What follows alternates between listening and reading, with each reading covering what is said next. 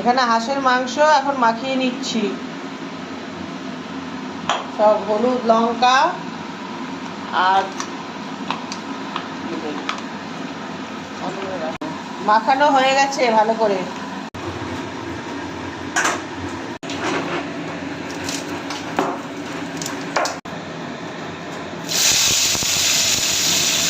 পেঁয়াজটা দিয়ে দিলাম, এখানে আদা রসুন বেটে নিচ্ছি, তার সঙ্গে ধনে জিরে বেটে নিচ্ছি। এবার বাটা মশলাটা দিয়ে দিচ্ছি।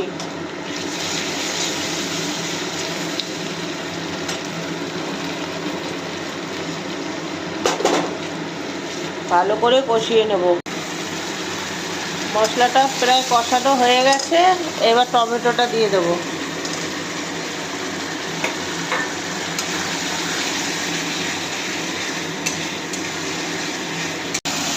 মশলাটা কষানো হয়ে গেছে, এবার মাংসটা দিয়ে দিচ্ছি।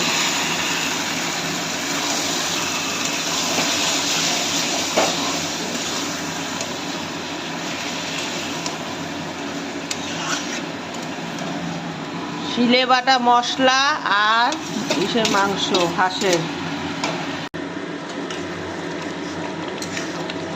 মাংসটা কষানো হয়ে এসছে। এখানে একটু গরম মশলা বেটে নিচ্ছি।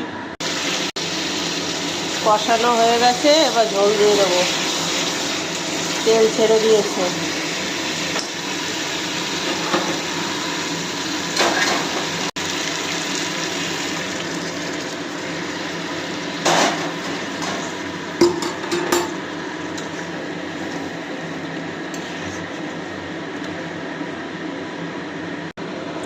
ঝোলটা ফুটে গেছে, এবার আলুটা দিয়ে দেবো।